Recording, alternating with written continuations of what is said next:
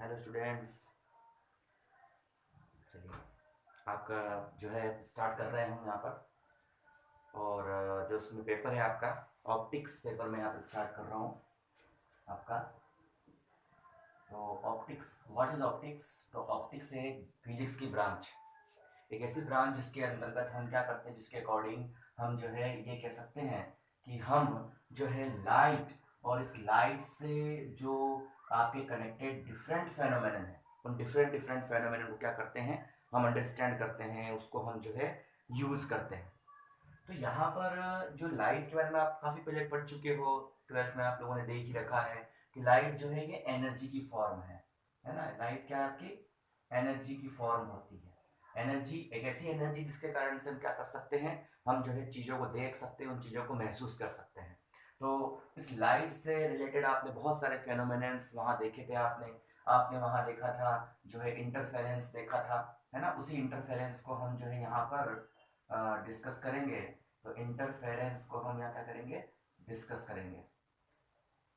फिर इसके बाद हम इसके डिफ्रैक्शन पैटर्न की बात करेंगे। डिफ्रैक्शंस के बारे में हम इस बुक में जो है स्टडी करेंगे कि व्हाट इज डिफ्रैक्शन, डिफ्रैक्शन होता क्या है। आपने ट्वेल्थ में इसको देखा है, लेकिन अपन यहाँ पर थोड़ा सा इसको डिटेल में लेके चलेंगे, है ना। काफी कुछ चीजें, नई नई चीजें इसमें हम इसमें डिस्कस करने वाले हैं। इसके बाद हम जो है लेजर की बात करेंगे कि व्हाट इज लेजर और लेजर के सोर्सेस क्या क्या हैं। तो ये आपकी फर्स्ट यूनिट होगी, ये आपकी सेकेंड यूनिट होगी, और थर्ड यूनिट में लेजर और लेजर से रिलेटेड डिफरेंट फेनोमेनन, हम जो है कैसे लेजर बनता है, कितने प्रकार के लेजर होते हैं, उन चीजों के बारे में हम डिस्कस करेंगे। फोर्थ यूनिट जो आपकी रहेगी, इस फोर्थ यूनिट में हम जो है यहाँ पर फाइबर ऑप्टिक्स, इस फाइबर ऑप्टिक्स का एक नया आपका जो है, आपने थोड़ा इसके बारे में देखा भी होगा कि भाई फाइबर ऑप्टिक्स क्या होते हैं। ट्वेल्थ में आप लोगों ने थोड़ा सा इसको डिस्कस किया होगा कि जो टोटल इंटरनल रिफ्लेक्शन की प्रोसेस पे ये वर्क करते हैं, इनका जो प्रिंसिपल होता है वो टोटल इंटरनल रिफ्लेक्शन होता है। तो फाइबर ऑप्टिक्स को हम क्या करेंगे, यहाँ पर डिस्कस करेंगे कि कैसे बनता है, कितने टाइप का ये होता है, और किस प्रकार से इसकी वर्किंग होती है, और इसका यूज कहाँ कहाँ होता है। इन चीजों के बारे में हम यहाँ पर डिस्कस करेंगे। तो सबसे पहले हम यहाँ पर स्टडी करते हैं अपने, यहाँ पर जो है we now study about the interference. What is interference? इस इंटरफेरेंस को हम क्या करेंगे, यहाँ पर इजीली डिस्कस करेंगे। तो उस इंटरफेरेंस को हम डिस्कस करते हैं यहाँ पर, है ना। और यहाँ पर सबसे पहले हमें इंटरफेरेंस के लिए जो रिक्वायरमेंट होगी, उस रिक्वायरमेंट के लिए हम यहाँ पर टू कोहेरेंट सोर्स की बात करते हैं।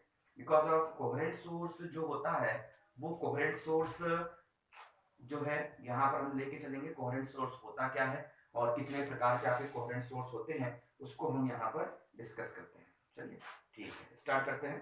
तो ना जैसे कि आप जो है कोहेरेंट सोर्स को हम डिस्कस करें, तो कोहेरेंट सोर्स क्या होता है, इसको अपन यहाँ पर देखते हैं। तो कोहेरेंट सोर्स है क्या, अपन कोहेरेंस की बात करते हैं। कोहेरेंस जो है क्या, और कोहेरेंट सोर्सेस होते क्या क्या है। तो हम ये कहते हैं कि जब भी हम यहाँ पर यूज करते हैं, तो एक ही चीज आपको ध्यान रखना है कि आपको हमेशा monochromatic source of light, monochromatic source of light को अपन यूज करेंगे। What is monochromatic source of light? मतलब मोनोक्रोमेटिक सोर्स ऑफ लाइट का मतलब ये होता है कि आप ये बोल सकते हो कि यहाँ पर ये कलर, ये जो 7 कलर्स में डिवाइड नहीं होता, है ना। इस कलर्स को प्रिज्म में से हम निकाल दें, तो प्रिज्म में से इसको निकालने के बाद कभी भी ये 7 कलर्स में डिवाइड नहीं होगा। ये बिल्कुल ऐसे, इसको एक वर्णी प्रकाश बोलते हैं अपन। क्या बोलते हैं इसको? एक वर्णी प्रकाश, इसको अपन यहाँ पर कहते हैं हिंदी में। और कोहेरेंट सोर्स क्या होता है, इसको अपन बोलते हैं हिंदी में कला संबद्ध स्रोत।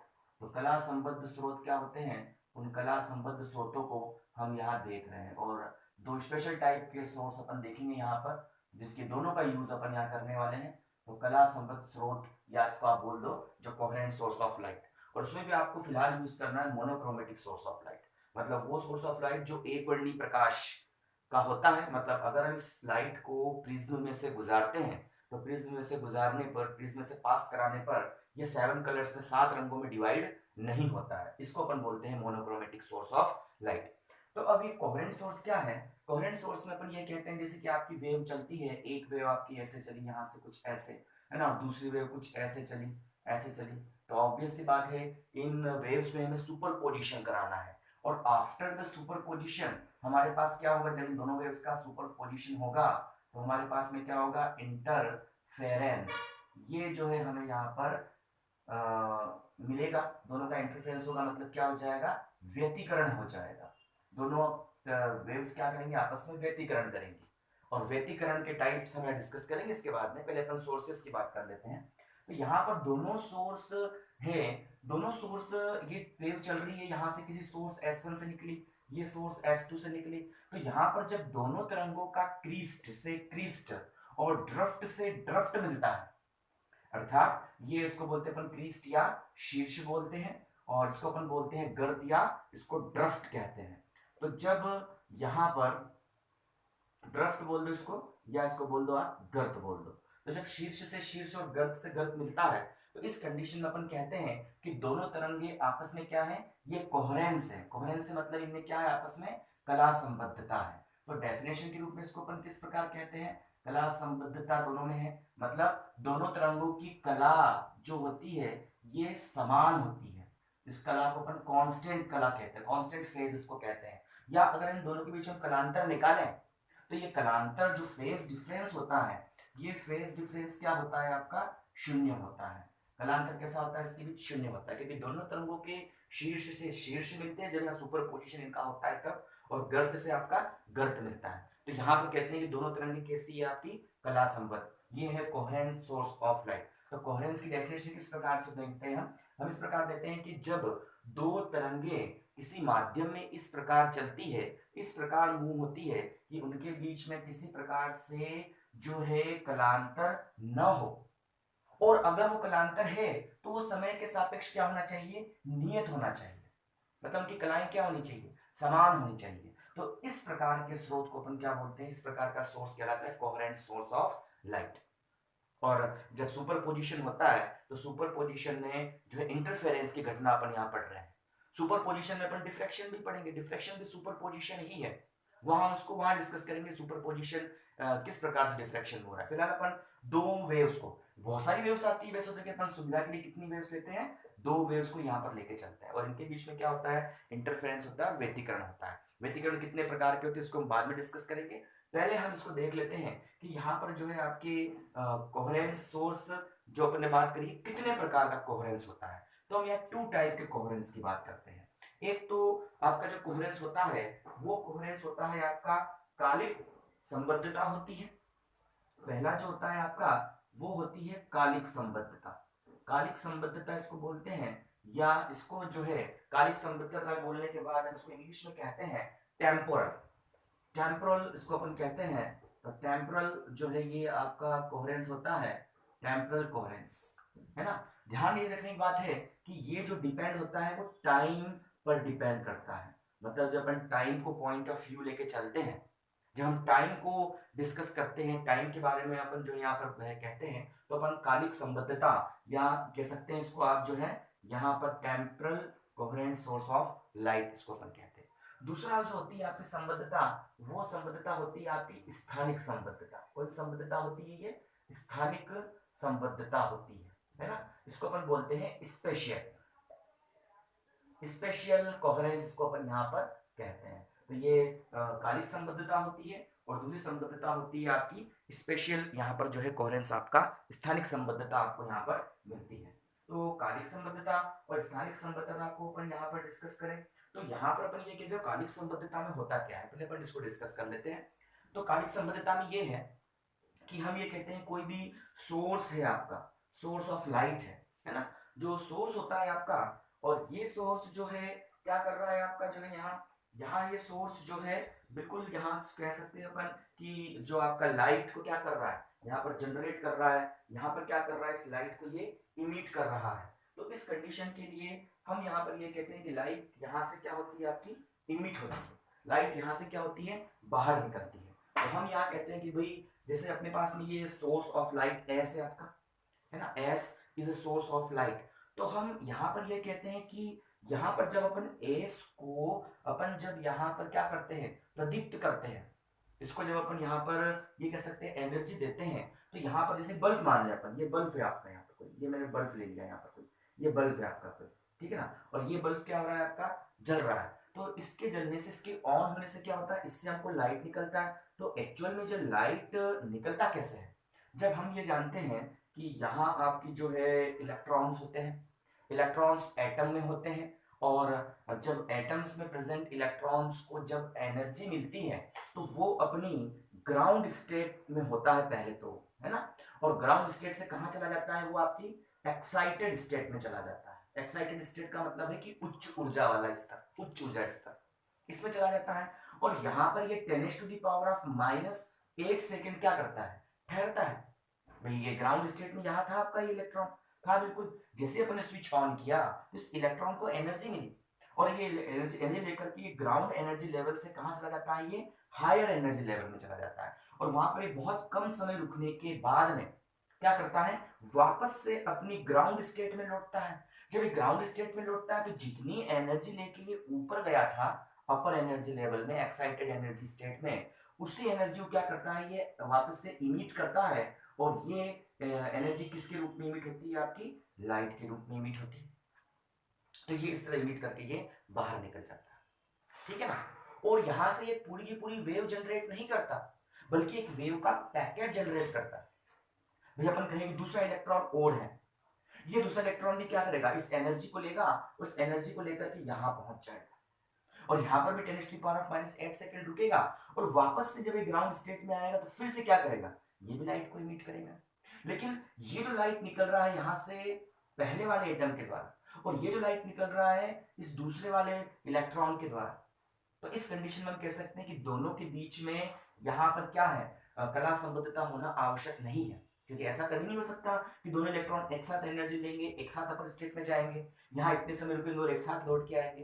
ये हम कभी फाइंड आउट नहीं कर सकते, हम कभी भी नहीं बता सकते, कभी भी इसके बारे में कंफर्मेशन से ये नहीं कह सकते कि ये इतने समय बाद ये इलेक्ट्रॉन ऊपर जाएगा और ये इलेक्ट्रॉन जो है इतने समय बाद ऊपर जाएगा। तो ये एक रैंडम प्रोसेस होती है। जैसे जैसे ग्राउंड स्टेट में प्रेजेंट इलेक्ट्रॉनों को एनर्जी मिलती जाती है, वैसे वैसे वो एक्साइटेड स्टेट में जाते रहते हैं, और वहां पर टाइमिंग इतना ही रहता है इनका 10⁻⁻⁸ सेकेंड। लेकिन यहां से किस समय ये ऊपर जाएगा, किस समय एक्साइटेड स्टेट में जाएगा, वो हमें पता नहीं है। लेकिन यहां रुकेगा इतने समय तक और वापस अपनी ग्राउंड स्टेट में लौट के आएगा, तो उस समय क्या करेगा, लाइट रे को इमिट करेगा। तो यहां पर हम कहते हैं कि ईच इलेक्ट्रॉन के द्वारा, हर इलेक्ट्रॉन के द्वारा जो यहाँ पर लाइट जो इमिट होता है, लाइट वेव जो जनरेट होती है, वो कंटिन्यूअसली लाइट इमिट नहीं होती, वो हमें पैकेट्स के रूप में मिलती है। इस तरह पैकेट्स के रूप में क्या होता है, आपका लाइट जो है यहाँ से इमिट होता है। जैसे कि ये अपना पहला इलेक्ट्रॉन ये इस पैकेट के रूप में इमिट कर देगा और तुरंत खत्म हो जाएगा। इसका सेकेंड इलेक्ट्रॉन अपनी एक्साइटेड स्टेट से ग्राउंड स्टेट में आएगा, तो ये भी इस पैकेट को जनरेट करेगा, और ये पैकेट को किस तरह जनरेट करके ये भी क्या हो जाएगा, ये भी जो अपना खत्म हो जाएगा इसकी एनर्जी। तीसरा इलेक्ट्रॉन आएगा तो वो भी क्या करेगा, वो भी जिस तरह से पैकेट को जनरेट करेगा, और ये जो पैकेट होते हैं बहुत कम समय के लिए होते हैं। ये डेल T1 ये आपका हो गया, डेल T2 ये आपका हो गया, डेल T3। भाई आप हमेशा बात करते हो जैसे मैंने एक वेव खींची, कंटिन्यूअस वेव खींची मैंने, एक्चुअल में ऐसा नहीं है। यहाँ पर हर इलेक्ट्रॉन जो होता है वो एक्साइटेड स्टेट से ग्राउंड स्टेट में आता है, तो वो एक लंबी, एक इंफिनिटिव लेंथ की रे को जनरेट नहीं करता, बल्कि वो वेव पैकेट्स को जनरेट करता है। और ये वेव पैकेट्स, भाई ये इसकी जो फेज है वो इसकी फेज से डिफरेंस है, इसकी जो फेज है वो इसकी फेज से डिफरेंस है। क्योंकि जरूरी थोड़ी ना कि भाई ये यहाँ ड्रिफ्ट में खत्म हुआ है तो ये आपका जो है सेकंड होगा, वो आपका जो है इस क्रिस्ट से, इस शीर्ष से चालू होगा। ये कंपलसरी नहीं है, ये कहीं से भी चालू हो सकता है।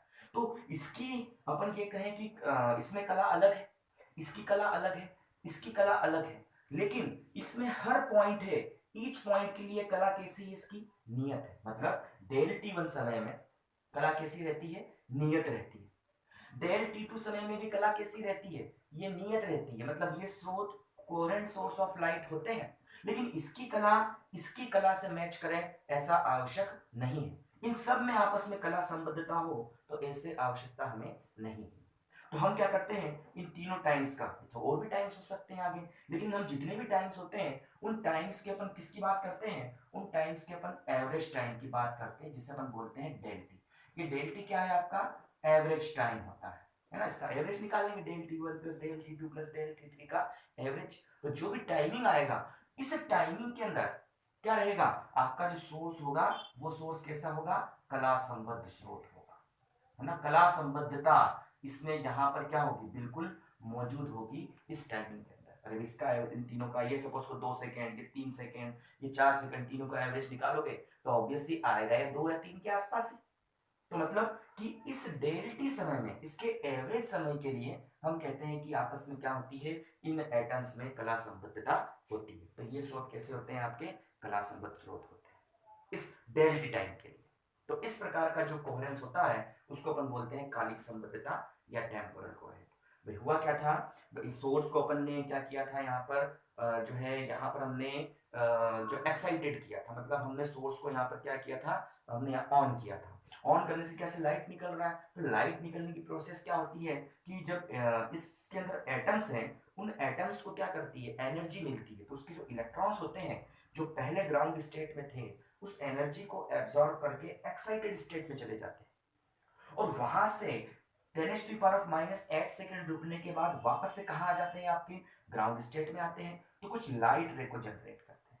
लेकिन ये सारे के सारे इलेक्ट्रॉन एक साथ ऊपर नहीं जाते और एक साथ नीचे नहीं आते, और ये प्रेडिक्ट करना बहुत मुश्किल है कि कौन सा इलेक्ट्रॉन पहले ऊपर जाएगा और कौन सा इलेक्ट्रॉन पहले नीचे आएगा।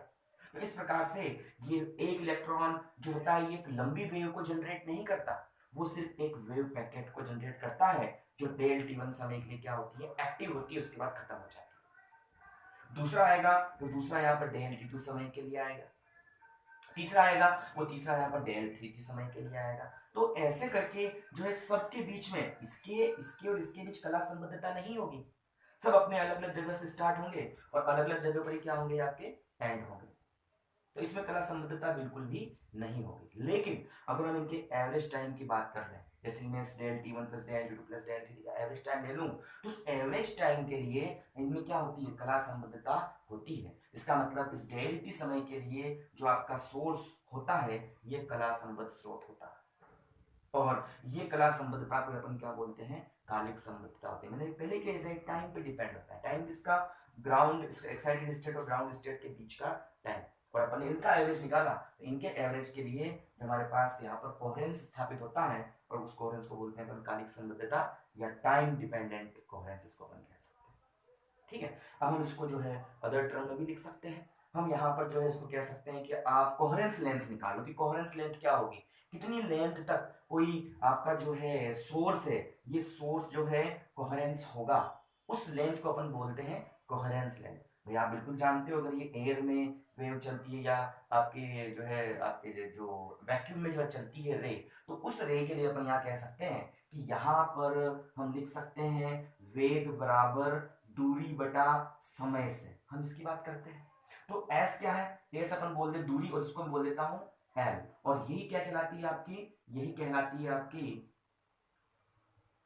कोहेरेंस लेंथ,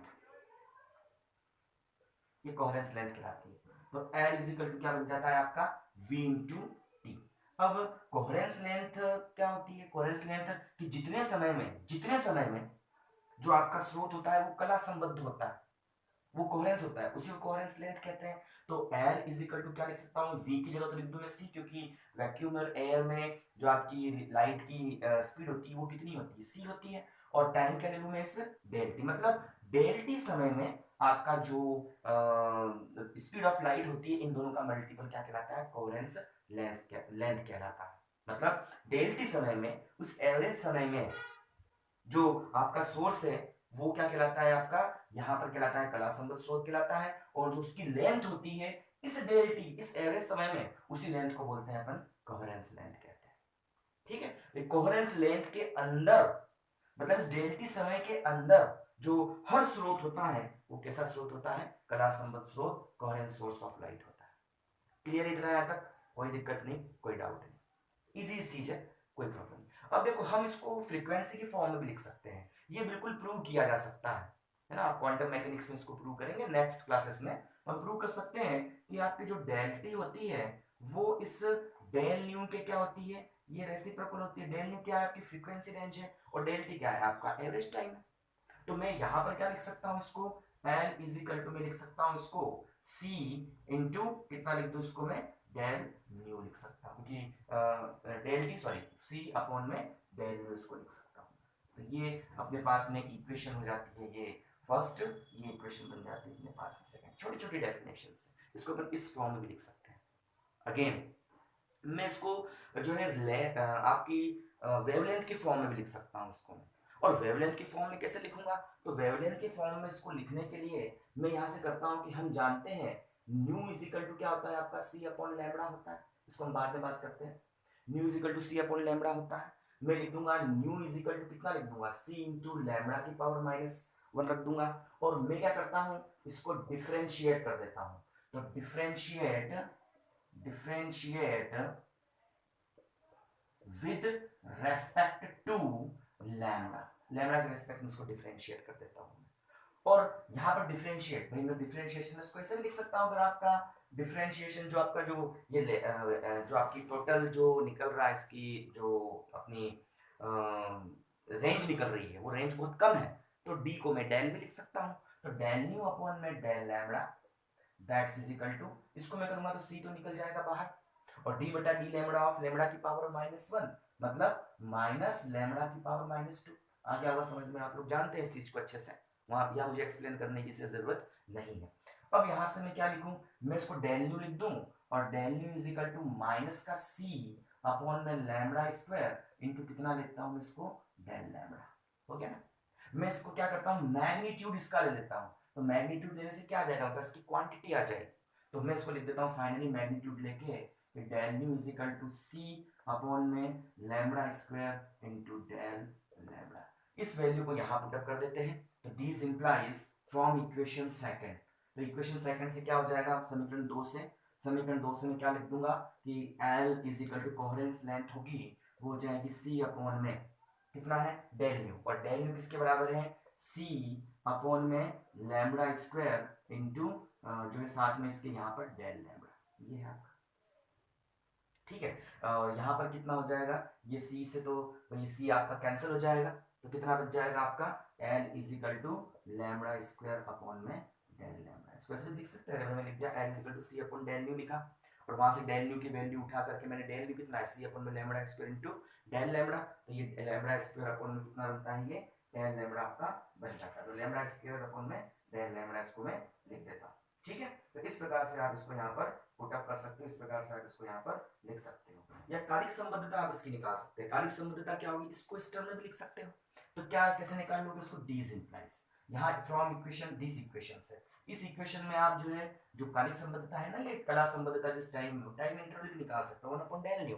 तो 1/डेल न्यू मतलब वापस इस वैल्यू को पुट अप कर दो इसके अंदर, तो कितना बनेगा, ये बन जाएगा देखो 1 में सी अपॉन में lambda square into del lambda, तो लैम्बडा स्क्वायर ऊपर चला जाएगा, तो लैम्बडा स्क्वायर अपॉन में सी अपॉन में कितना रह जाएगा, ये डेल लैम्बडा। इसको ऐसे लिख सकते हैं।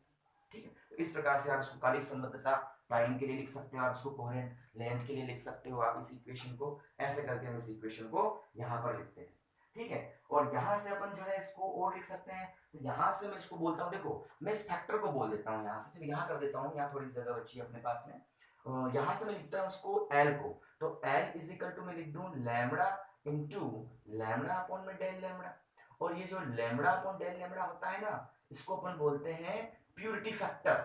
ये क्या कहलाता है आपका, प्यूरिटी फैक्टर, कि कितनी प्यूरिटी है, प्यूरिटी फैक्टर। अरे ऑब्वियस सी बात है कि यहाँ पर जो है कोई भी वेवलेंथ है, उस वेवलेंथ में वेरिएशन कुछ होता है, मतलब वेवलेंथ लैम्बडा से लेकर के कहाँ तक होती है, lambda plus minus del lambda तक हो सकती है। थोड़ा बहुत वेरिएशन इसमें बिल्कुल अपन लेते हैं, एक रेंज होती है, तो इन दोनों के बीच के रेंज डिफरेंस कितना आ गया, डेल लैम्बडा। जब अपन यहाँ से लैम्बडा जो अपना प्योर वेवलेंथ थी, और यहाँ पर डेल लैम्बडा जो उसमें वेरिएशन हुआ था, जब इन दोनों को अपन डिवाइड करते हैं तो हमारे पास में एक फैक्टर निकल के आता है, उस फैक्टर को बोलते हैं अपन प्यूरिटी फैक्टर। तो जो आपकी कोहेरेंस लेंथ होती है वो आपकी वेवलेंथ और प्यूरिटी फैक्टर के मल्टीपल के भी इक्वल होती है। इन छोटी छोटी इक्वेशंस को आपको याद रखना है, ये इक्वेशंस आपको आगे काम में आने वाली है। तो समझ गए कालिक संबद्धता क्या होती है, एक टाइम पीरियड के लिए, इसको सर्टेन टाइम पीरियड के लिए लेते हैं, और time period, average time period के अंदर आपका जो किसी सोर्स से निकलने वाला लाइट जो होता है वो कैसा होता है, आपका कोहेरेंस होता है, और इसे अपन बोलते हैं टेम्परल कोहेरेंस ऑफ लाइट। तो ये आपकी संबद्धता यहाँ पर निकल जाती है, छोटी टर्म से आगे काम में आती है। सेकंड की हम बात करते हैं, तो सेकंड हमारे पास क्या होता है, सेकंड के लिए मैं कहता हूं दूसरा जो कोहेरेंस होता है आपका, वो होता है कौन सा, स्पेशल कोहेरेंस की बात करी थी हमने, ये तो क्लियर है, कोई दिक्कत नहीं है इसमें। हम स्पेशल कोहेरेंस की बात करते हैं, तो स्पेशल कोहेरेंस क्या होता है आपका, स्पेशल कोहेरेंस, स्पेशल कोहेरेंस की हम बात करते हैं, मतलब इसको अपन बोलते हैं स्थानिक संबद्धता, और ये टाइप किस पर डिपेंड करता है, स्थानिक संबद्धता होती है, और ये डिपेंड करता है आपकी पोजीशन पर, आपकी जो है स्थान पर, ये जो क्या करता है बिल्कुल डिपेंड करता है, पोजीशन पर डिपेंड करता है, मतलब जिस लेंथ में आपका कोहेरेंस सोर्स होता है, जिस लेंथ के लिए लाइट आपका कोहेरेंस कहलाता है, वही आपका जो बनता है स्पेशल कोहेरेंस, क्योंकि मैंने यहाँ पर इक्वेशन लेंथ की भी इक्वेशन निकाली, तो मैं बात कर रहा हूँ पोजीशन की, और पोजीशन आपकी ऑब्वियस सी बात है लेंथ पर ही तो होती है। तो एक फिक्स लेंथ के लिए जिसमें आपका जो सोर्स है, ये सोर्स कैसा है आपका, कोहेरेंस है, कला संबद्ध है, तो उसको अपन बोलते हैं क्या, उस लेंथ को अपन बोलते हैं स्पेशल कोहेरेंस, स्थायी संबद्धता। जैसे मैं इसको एक्सप्लेन करने के लिए मैं बोलता हूँ कि एस आपका कोई एक सोर्स है, और इससे लाइट इमिट हो रहा है आपका, ऐसे लाइट इमिट होके जा रहा है ना, ऐसे, और मैं इसमें दो पॉइंट ले लेता हूँ P1 and this is P2, दो पॉइंट ले लिए मैंने, ठीक है, और रे को यहां से यहां तक आने में कुछ समय लगता है, और इस डिस्टेंस को बोल देता हूं y, बोल दिया, चलो y मान लिया इस डिस्टेंस को मैंने, या d मान लो, कुछ भी मान लो, तो ये डिस्टेंस आपकी यहां पर मिल जाती है। अब यदि इस y की वैल्यू इज लेस देन आपका जो है किससे, l से, l क्या है आपका, l वो लेंथ है, इसको अपन बोलते हैं कोहेरेंस लेंथ, जिसमें क्या होता है आपका लाइट कैसा होता है, ये होता है आपका कोहेरेंट सोर्स ऑफ लाइट बनता है, मतलब उसमें कला संबद्धता होती है उस लेंथ के अंदर। अब यदि P1 और P2 जिनके बीच की डिस्टेंस y है, और यहां पर ये डिस्टेंस आपकी लेंथ से, कोहेरेंट लेंथ से कम हो जाती है, तो ये आपका कहलाता है कि यहां पर क्या होगी, आपकी कला संबद्धता होती है। हम बोलते हैं कि दोनों सोर्स कैसे होते हैं, आपके कला संबद्ध होते हैं, कोहेरेंस होते हैं। यदि ये डिस्टेंस इनके भाई, इन दोनों के बीच की distance is very very greater than L, L से बहुत ज्यादा हो जाती है, तो ऑब्वियस सी बात है वो कोहेरेंस लेंथ के क्या होगा, कोहेरेंस लेंथ के क्या होगा, बाहर होगा। मैंने निकाली थी कोहेरेंट लेंथ, मतलब इस टाइम पीरियड में ही जो लेंथ हमारे पास में आई थी, उसी लेंथ को अपन ने क्या बोला था, कोहेरेंस लेंथ बोला था। और यहां पर क्या हो रहा है, आपकी जो इन दोनों पॉइंट्स के बीच की डिस्टेंस जो है y, उस कोहेरेंट लेंथ से बहुत ज्यादा है, इसका मतलब ये चीज पे फॉलो नहीं होगी, इसका मतलब दोनों पॉइंट बहुत दूर होंगे, और बहुत दूर होने से उनके बीच में ये वाला जो टाइम पीरियड है वो भी जो है क्या होगा, काम नहीं करेगा। मैंने कहा इस आपकी जो टाइम पीरियड होता है, एवरेज टाइम होता है, इसमें सोर्स जो होता है आपका कला संबद्ध होता है, और दोनों पॉइंट्स के बीच की डिस्टेंस अगर इतनी ज्यादा हो जाए कि उस टाइम पीरियड से बाहर निकल जाए, उस कोहेरेंट लेंथ से क्या हो जाए, बाहर निकल जाए, तो अपन कहते हैं दोनों स्रोत कला संबद्ध स्रोत नहीं होते हैं, तो कला संबद्धता यहाँ पर नहीं होती। मतलब कला संबद्धता होने के लिए जरूरी है कि सोर्स एस से निकलने वाली लाइट पर जो दो पॉइंट्स हैं उनके बीच की डिस्टेंस क्या हो जाए, आपकी लेंथ से क्या हो जाए, बहुत बहुत कम हो जाए, तो अपन इसको इस प्रकार से यहाँ पर कहते हैं, और इसी लेंथ को अपन बोलते हैं यहाँ पर कोहेरेंस। और इसका जो सबसे अच्छा एग्जाम्पल आता है वो आपका आता है यंग्स डबल स्लिट एक्सपेरिमेंट। भाई डबल स्लिट में अपन इस चीज को ध्यान रखते हैं, तो यंग्स डबल स्लिट एक्सपेरिमेंट जो है आपका, वो इसी स्पेशल कोहेरेंस के सिद्धांत पर ही वर्क करता है। भाई हम यहाँ कहते हैं कि अपने पास में एक सोर्स ऑफ लाइट होता है, यहाँ से ये सोर्स ऑफ लाइट होता है, यहाँ से क्या होती है आपकी मोनोक्रोमेटिक सोर्स ऑफ लाइट होता है, यहाँ से वेव जनरेट होती है, और ये वेव जो होती है आपकी, ये S1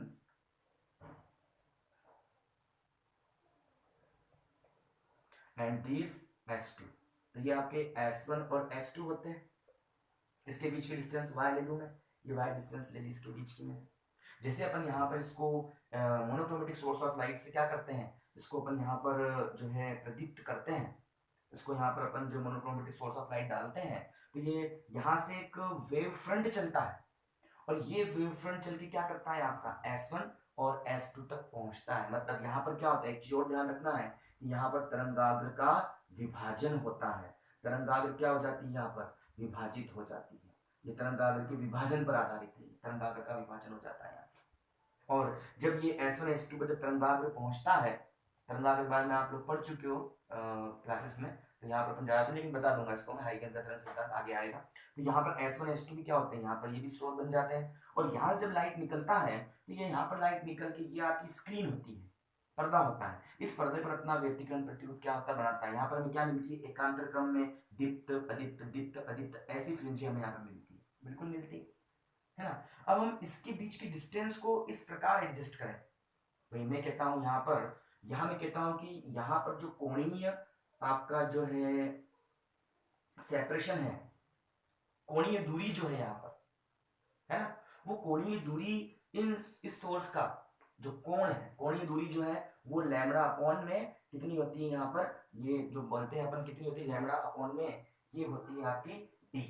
कितनी होती है लैम्बडा अपॉन में डी। डी क्या है, यहां से लेकर के यहाँ के स्लिट के बीच की डिस्टेंस, बिल्कुल इसको निकाला जा सकता है। और अपन बात करेंगे जब अपन डिफ्रैक्शन पढ़ेंगे तब, तो वहां पर इसके बीच की जो कोणीय दूरी जो होती है यहाँ पर, ठीक है ना, इस कोणीय दूरी को हम यहाँ कह सकते हैं क्या, ये जो है आपका y अपॉन में, इसको बिल्कुल निकाला जा सकता है, ठीक है। और यहां से ये a क्या है, a इस स्लिट की विड्थ है, a क्या है, इस स्लिट की विड्थ होती है, तो a है इस स्लिट की विड्थ, ठीक है।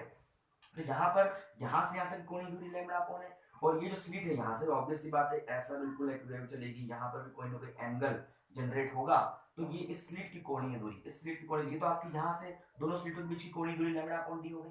मैं बिल्कुल निकाल सकते हो इसको, कैसे निकालोगे भाई, आप बोलोगे सर पॉइंट यहाँ पर है, ये आपका मिडिल पॉइंट आ गया, और यहाँ से क्या करते हो आप, जो है इस एंगल को यहाँ से यहाँ मिला देते हो, ये एंगल बोल देते हो आप क्या हो, थीटा है।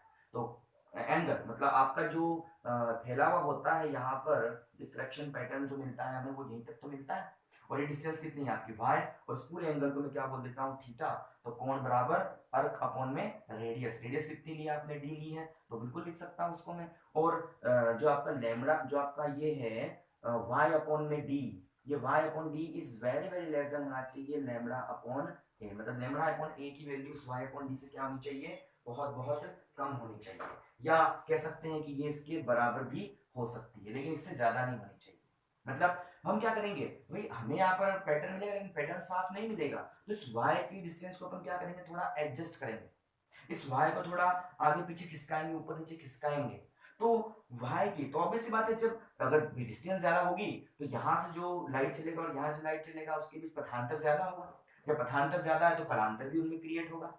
हम उस कलांतर को मिनिमम करना चाहते हैं, तो उसको मिनिमम करने के लिए अपन क्या करते हैं, या उसको कांस्टेंट करना चाहते हैं या जीरो करना चाहते हैं, तो इस स्लिट की विड्थ को हम इस प्रकार से एडजस्ट करते हैं कि यहां से और यहां से निकलने वाली तरंगिकाएं हैं ये इस पर्दे पर समान कला में आके मिले। तो यहाँ पर ये जो डिस्टेंस होती है y मैक्सिमम, y के बीच की वह अधिकतम दूरी जिसके लिए जो L क्या हो जाए आपका, L जो है वो मैक्सिमम हो जाए, L क्या है, इसको L मैक्सिमम भी कहते हैं अपन, y की वह अधिकतम दूरी जिसके लिए आपके पर्दे पर जो मिलने वाली तरंगिकाओं के बीच कलांतर क्या हो जाए, जीरो हो जाए, उसको अपन बोलते हैं कोहेरेंस लेंस, इसको अपन क्या L ओमेगा से भी शो करते हैं।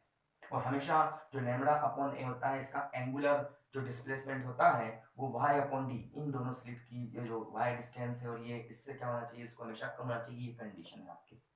हम इसको लिख सकते हैं, यहाँ से y की वैल्यू निकाल लो तो y मैक्सिमम कितना हो जाएगा, इज इक्वल टू, है ना, या y maximum is greater than और इक्वल देन, कितना हो जाएगा, तो ये बन जाएगा आपका लैम्बडा अपॉन ए, तो था ही सही, और ये d जो है ये आपका पहुंच जाएगा मल्टीप्लाई में ऊपर, और ये y मैक्सिमम ही क्या कहलाता है, इसको बोलते हैं अपन L ओमेगा, ये कहलाती है आपका स्पेशल कोहेरेंस लेंथ, ठीक है। मतलब y की वह अधिकतम वैल्यू, वो मैक्सिमम वैल्यू जिसके लिए आपके पर्दे पर जो आपको इमेज मिल रही है वो क्लियर इमेज हो, इसका मतलब यहाँ पर मिलने वाली वेव्स के बीच जो पाथ डिफरेंस क्या रहे, जीरो रहे, है ना, मतलब यहाँ पर जो वेव्स मिल रही है यहाँ पर संकोची विनाशी दोनों व्यतिकरण होगा, लेकिन हम इस y की डिस्टेंस को इस प्रकार से एडजस्ट कर रहे हैं कि S1 और S2 दोनों क्या हो जाए, कला संबद्ध हो जाए। कहने का मतलब मेरा इतना है कि y की वो मैक्सिमम डिस्टेंस जिसके लिए सोर्स S1 एंड S2 ये क्या हो जाए, कला संबद्ध हो जाए, उस डिस्टेंस को अपन बोलते हैं कोहेरेंस डिस्टेंस L ओमेगा। और L ओमेगा जो होता है अपन इस प्रकार से इसको निकाल सकते हैं, y मैक्सिमम L ओमेगा बराबर तो greater than equal lambda d upon में d। L y के मैक्सिमम होने के लिए क्या होना चाहिए आपका, d का मैक्सिमम होना जरूरी है, मतलब d को भी अपन क्या करते हैं ज्यादा दूरी पर यहाँ पर रखते हैं। a जो कम से कम होना चाहिए, यही रीजन है कि जो स्लिट की विड्थ है ना यहाँ से ये वाली, इस विड्थ को अपन क्या करते हैं कम से कम रखते हैं। और वेवलेंथ यहाँ पर क्या होनी चाहिए, ज्यादा होनी चाहिए, और सिंगल वेवलेंथ आनी चाहिए। बहुत सारी वेवलेंथ आ जाएगी तो यहाँ पर हम लोगों को व्यतिकरण प्रतिरूप जो मिलेगा, जो इंटरफेरेंस होगा वो सही साइड नहीं होगा। तो आपका क्या होता है special coherent, special coherent is based on position. क्या होता है कि अगर कोई सोर्स लाइट निकला है और सोर्स से निकले लाइट पर हम दो बिंदु P1 P2 ले लें जिनके बीच की डिस्टेंस y है, तो अगर इस y की वैल्यू बहुत कम है इस कोहेरेंस लेंथ से, इस कोहेरेंस लेंथ में क्या हो रहा है कि जो सोर्स बन रहा है वो कैसा बन रहा है, कोहेरेंट सोर्स ऑफ लाइट, मतलब कैसा हो रहा है वो कला संबद्ध हो रहा है। तो अगर y बहुत कम है L से, तो दोनों बिंदु पर जो वेव्स होंगी, दोनों बिंदु क्या होंगे आपके, ये कोहेरेंस होंगे, कला संबद्ध स्रोत होंगे। लेकिन अगर इनके बीच की डिस्टेंस इस कोहेरेंस लेंथ से ज्यादा हो जाती है तो दोनों बिंदु क्या होंगे, आपके कला संबद्ध नहीं रह पाएंगे। तो उस कंडीशन के लिए अपन यहाँ पर कहते हैं कि यंग्स डबल स्लिट एक्सपेरिमेंट का एग्जांपल लेके चलते हैं। ये सोर्स होता है, सोर्स की जो एंगुलर विड्थ होती है वो अपन स्मॉल a मानते हैं। तो a क्या है, सोर्स की एंगुलर विड्थ होती है, और पर्दे के बीच की जो आपके स्लिट S1 S2 ये सेकेंडरी स्लिट्स है आपकी, यहाँ से भी आपकी दो वेव्स जनरेट होती है और यहाँ पर पर्दे पर आपको व्यतिकरण प्रतिरूप मिलता है। तो अपन इस y को इस प्रकार से एडजस्ट करें, y को इस प्रकार से एडजस्ट करें कि S1 और S2, मैंने वही तो कहा ना, P1 और P2 के बीच की डिस्टेंस इतनी हो कि वो क्या हो जाए आपकी इसके इससे कम हो जाए या इसके बराबर हो जाए। तो क्या होगा, उसमें बिल्कुल कला संबद्धता होगी, इस रेंज में कला संबद्धता होगी, क्योंकि ये क्या कहलाएगी आपकी कोहेरेंस लेंथ होगी, कोहेरेंस लेंथ में होगा ये दोनों पॉइंट। तो अपन y की वैल्यू को इस प्रकार से एडजस्ट करें कि S1 S2 क्या आ जाए कि ये इनकी डिस्टेंस या तो इस L के क्या हो जाए बराबर हो जाए या इस L से क्या हो जाए कम हो जाए। तो ये दोनों पॉइंट्स क्या कहलाएंगे आपके कोहेरेंट सोर्स ऑफ लाइट कहलाएंगे। यहाँ पर अपन इस डिस्टेंस को इस प्रकार से मेजर करते हैं, इस प्रकार से एडजस्ट करते हैं कि यहाँ से S1 और S2 के बीच की डिस्टेंस इतनी हो जाए कि दोनों पॉइंट्स क्या हो जाए आपके जो है कोहेरेंट सोर्स ऑफ लाइट बन जाए। तो उस अधिकतम डिस्टेंस को अपन क्या बोलते हैं यहाँ पर स्पेशल कोहेरेंस, और ये पोजीशन, ये कंडीशन स्पेशल कोहेरेंस कहलाती है आपकी। ठीक है ना, सिर्फ पोजीशन की बात होती है। इन दोनों पॉइंट्स की पोजीशन इस प्रकार रखें कि दोनों पॉइंट्स जो थे आपके ये वाले, ये दोनों कैसे बन जाए आपके आपका जो है कोहेरेंस लेंथ के अंदर आ जाए, और कोहेरेंस लेंथ के अंदर आते वो कैसे बन जाएंगे, कला संबद्ध स्रोत बन जाएंगे। तो इस कंडीशन के लिए y की वो मैक्सिमम वैल्यू जिसके लिए S1 और S2 दोनों पॉइंट्स क्या हो जाए आपकी कोहेरेंस लेंथ के अंदर आ जाए, तो इस प्रकार से दोनों स्रोत क्या कहलाते हैं आपके स्पेशल कोहेरेंस सोर्स कहलाते हैं। ठीक, पोजीशन पर डिपेंड है। फिर अपन कहते हैं लैम्डा अपॉन ए, ये इसका एंगुलर विड्थ होती है, अपन यहाँ से बिल्कुल इसको मेजर कर सकते हैं, डिफ्रैक्शन में करेंगे अपन इसको निकालेंगे। और यहाँ से अगर कहूँ तो यहाँ से इसका फैलाव, इस लाइट का फैलाव यहाँ से यहाँ तक हो रहा है, ये एंगल में थीटा बोल दूं, और ये आपकी y है, तो arc upon arc is angle is equal to arc upon radius, मतलब y अपॉन d। तो लैम्डा अपॉन a की वैल्यू इस y अपॉन d से कम या इसके बराबर होनी चाहिए, ये कंडीशन, तभी अपना इंटरफेरेंस होगा, इंटरफेरेंस नहीं होगा। इसको भी अपन 12th में देख चुके हैं इस कंडीशन को। आगे अपन कहते हैं कि y मैक्सिमम को अपन क्या बोलते हैं, इसको अपन बोलते हैं स्पेशल कोहेरेंस, L ओमेगा कहते हैं। तो y की जगह रख दिया मैंने ये, इसको जरा मल्टीप्लाई कर दिया, तो y मैक्सिमम का मान या तो बराबर या बड़ा होना चाहिए लैम्डा d अपॉन में 1। तब ये दोनों पॉइंट्स क्या बनते हैं आपके स्पेशल कोहेरेंस में आपके ये आते हैं, और ये दोनों स्रोत कैसे बन जाते हैं आपके कोहेरेंस सोर्स ऑफ लाइट। मतलब कोहेरेंस तो कोहेरेंस है, चाहे वो आपका स्पेशल कोहेरेंट हो चाहे टेम्पोरल कोहेरेंट हो। टेम्पोरल कोहेरेंट में टाइम डिपेंडेंसी होती है, और स्पेशल कोहेरेंट में क्या होता है आपकी पोजीशन डिपेंडेंसी होती है। हालांकि इस चीज को मैं पहले ही निकाल चुका था कोहेरेंस लेंथ को, ये मुझे काम में लेनी थी मुझे यहाँ पर, इसीलिए तो मैंने इसको काम में ले लिया, और मैंने कहा दोनों पॉइंट्स के बीच की डिस्टेंस इतनी हो, कितनी हो कि ये डिस्टेंस इस टाइम पीरियड डेल टी के लिए क्या हो जाए आपका जो है कोहेरेंस लेंथ के अंदर आ जाए।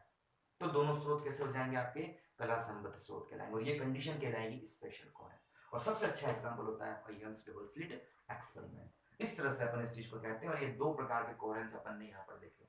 ओवरऑल कोहेरेंस में क्या होता है कि कला संबद्धता होती है, दोनों पॉइंट के बीच की जो फेज है, जो कला है, जो फेज डिफरेंस है, वो with respect to time constant होना चाहिए। तो ऐसे सोर्स क्या कहलाते हैं आपके कोहेरेंट सोर्स ऑफ लाइट कहलाते हैं। ठीक है, तो इस प्रकार से जो अपन यहाँ पर कोहेरेंट सोर्स की बात कर लेते हैं। ओके, तो ये बन जाता है आपका कोहेरेंट सोर्स ऑफ